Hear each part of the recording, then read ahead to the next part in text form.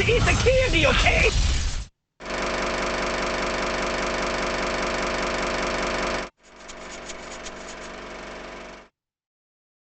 El Monte, one of the first white settlements in Southern California, once a bustling agriculture and trade hub located at the foot of the San Gabriel Mountains.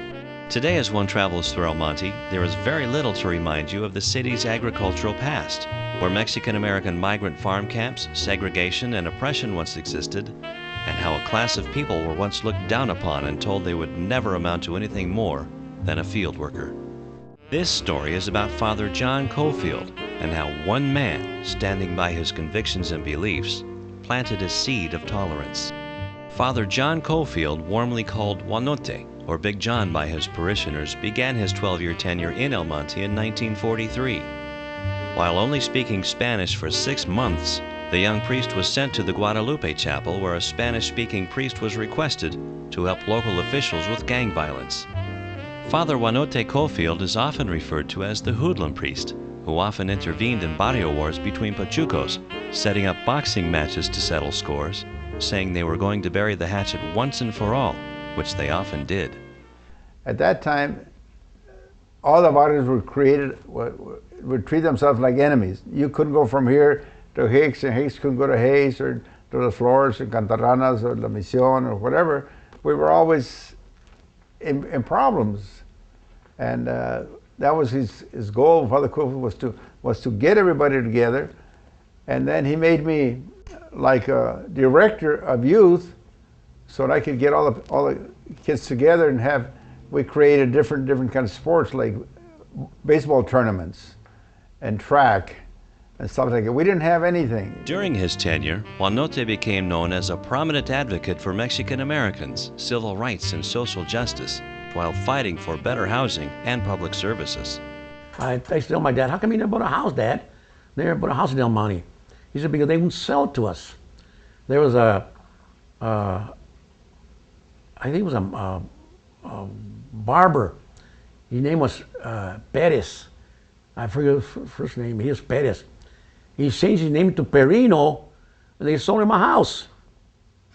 They sold him a house. He changed his name to Perino, and he said, but they wouldn't sell it. They'll sell to Mexican surnames, Spanish surnames. People, they wouldn't sell houses. He was only the only person that would ever listen to us about anything, discrimination, abuse, and stuff like that from jobs and stuff.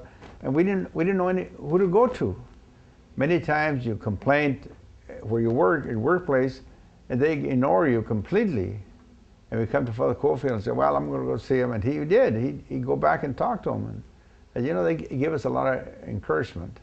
Juanote also worked with local schools and community colleges, helping to get minority students into college.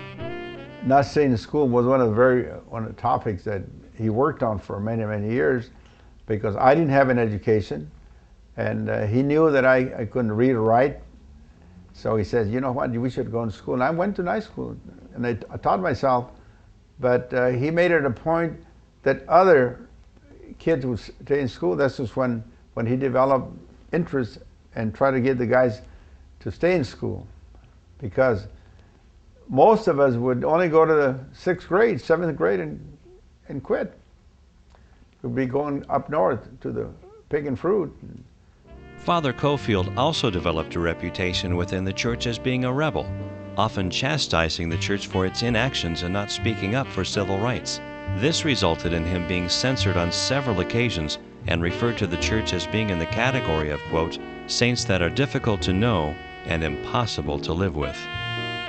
One situation cemented Father Coffield's reputation as being a rebel when he estranged himself from the church in 1964. Juanote confronted then leader of the Los Angeles Archdiocese, Cardinal James Francis McIntyre, when the church refused to speak out against the racially charged Proposition 14. What they were trying to do, the states, they were going to pass a law against the Spanish, Japanese, and blacks. They were promoting that was a slogan, to keep us from buying property. Well, Father Coffield went to the Archdiocese to complain, and they said not to make many waves because there was money, a lot of money behind it. Some believe that Proposition 14 helped incite the Watts riots of 1965 by increasing racial tensions in Southern California. After his scuffle with the church, Cardinal McIntyre demanded Father Coffield not openly discuss racial issues. In response, Father Coffield then went into a self-imposed exile and moved to Chicago. Some of the stories he told us when he arrived in Chicago is kind of unbelievable that could happen. He says priests met him there, and they put him almost in house arrest because they didn't want him to face the media. They kind of got him take him out of the airport, so he wouldn't tell them why he was there. During that time, Father Coffield marched with Dr. Martin Luther King in Selma, Alabama, often using the song "We Shall Overcome" as the theme to his sermons. In 1968, he returned to California to help support farm labor leader Cesar Chavez in his efforts to bring dignity and justice to the migrant farm workers. And he says we should get involved in that.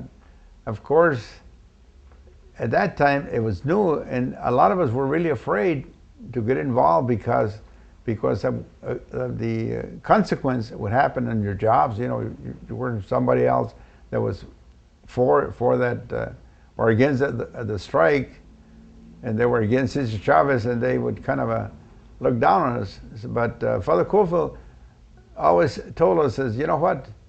If you don't talk, nobody's going to listen to you. You got to talk. You got to let them know how you feel.